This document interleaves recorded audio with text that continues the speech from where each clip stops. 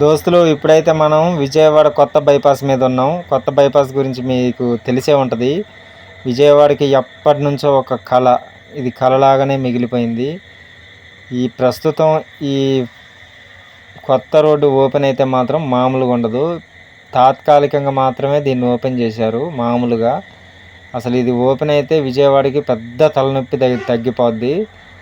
అదేంటంటే లారీ డ్రైవర్ల కష్టాలన్నీ తీరిపోతాయి అన్నమాట. హైదరాబాద్కి ఎట్లయితే అవుటర్ రింగ్ రోడ్లు ఉందో ఇది కూడా అంతే, ఇది కూడా అలాంటిదే.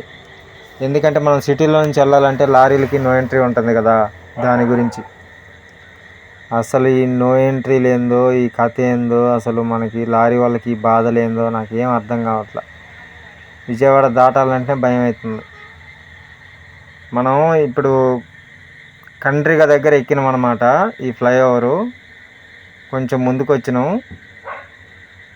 కొంచెం ముందుకు వచ్చా చూడండి, ఈ ట్యాంకర్లు ఉన్నాయి. ఈ ట్యాంకర్లదే హవా ఈ రోడ్లో. ట్యాంకర్లు టిప్పర్లు బాగా తిరుగుతూ ఉంటాయి అన్నమాట. ఇక మనం ఈ ఫ్లైఓవర్ మీద గొల్లపూడి జంక్షన్ దాకా జర్నీ చేయాలి. గొల్లపూడి అనే బోర్డు వస్తుంది అనమాట. గొల్లపూడి అనే బోర్డు వచ్చినప్పుడు మనం అక్కడ కొంచెం ఆ ఫ్లైఓవర్ పైనే కొంచెం ఎదరికి వెళ్ళాక యూటర్న్ తీసుకోవాలి. మీకు చూపిస్తుంది, అది కూడా చూడండి. గ్రీనరీ చూడండి ఎలా ఉందో. మన ఫోన్ క్లియర్గా లేదు, అందుకనే సరిగా రావట్లేదు. కనిపిస్తుంది కదా ఎన్టీపీఎస్, అది థర్మల్ పవర్ స్టేషన్. అది VTPS, Vijayawada thermal power station. చూడండి ఎంత బాగుందో అసలు కొత్త ఫ్లైఓవర్. అసలు ఇది కంప్లీట్ అయితే లారీ వాళ్ళకి చాలా చాలా అంటే చాలా మేలు జరిగిద్ది. దీనికోసమే లారీ డ్రైవర్లు అందరూ ఎదురు చూసేది, ఈ ఫ్లైఓవర్ కోసం. చూడండి వ్యూ చూడండి ఎంత బాగుందో అసలు. ఈవినింగ్ మనం అన్లోడ్ చేసి వస్తున్నాం, లోడ్ తీసుకెళ్ళి. ఎందుకో ఈ ఫ్లైఓవర్ ఇది రోడ్డు మీకు చూపించాలనిపించింది, అందుకనే తీసా. మన ఛానల్ని సబ్స్క్రైబ్ చేసుకోండి ఇలాంటి మరిన్ని వీడియోస్ కోసం. చాలా బాగా డిజైన్ చేశారు.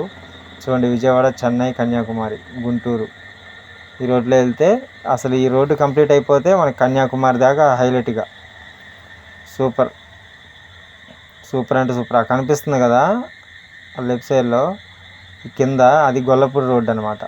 అలా ఇబ్రహీంపట్నం నుంచి గొల్లపూడి వెళ్ళే రోడ్డు ఉంటుంది కదా, ఆ రోడ్డు దుర్గమ్మ ఫ్లైఓవర్ అట్లా వెళ్ళిద్ది అనమాట ఆ రోడ్డు. ఇప్పుడు మనం ఆ రోడ్లో దిగి ఇటు సైడ్ వెళ్ళాలి. ఏది ఇబ్రహీంపట్నం సైడ్ వెళ్ళాలి. ఇబ్రహీంపట్నం సైడ్ వెళ్ళాలంటే ఇగో ఇక్కడ ఈ ఫ్లైఓవర్ ఎక్కిన తర్వాత క్లియర్గా చూడండి, అక్కడ మనం యూటర్న్ తీసుకోవాలి. బండి యూటర్న్ తీసుకుంటే అప్పుడు లైన్లోకి వస్తుంది అనమాట. మనకి కొంచెం లాంగ్ ఛాయిస్లు అనమాట, కట్ కావు. 2-3 సార్లు సెంటరింగ్ చేసుకొని బండి కట్ చేసుకొని వెళ్ళాలి అనమాట. ఓకేనా ఫ్రెండ్స్, చూడండి ఎంత బాగుందో అసలు. చూడండి ఇక ఎదరికి వెళ్ళాక లెఫ్ట్ తీసుకుంటే ఒకటే రోడ్డు ఇబ్రహీంపట్నం నుంచి ఇక మనం వెళ్ళిపోవచ్చు. ఓకే ఫ్రెండ్స్, మన ఛానల్ కొత్తగా చూసేవాళ్ళు ఎవరైనా ఉంటే సబ్స్క్రైబ్ చేసుకోండి, లైక్ చేయండి, షేర్ చేయండి, కామెంట్ చేయండి. ఇది లారీ డ్రైవర్లకి ఒక పెద్ద వరం అన్నమాట. ఒక మన బండి తిరిగింది చూడండి, అక్కడ లెఫ్ట్కి వెళ్ళిపోవాలి. నిజంగా అసలు చాలా అంటే చాలా ఈ ఫ్లైఓవర్ అయిపోతే. ఓకే ఫ్రెండ్స్, ఉంటాం మరి. నెక్స్ట్ వీడియోలో మళ్ళీ కలుద్దాం. Bye bye.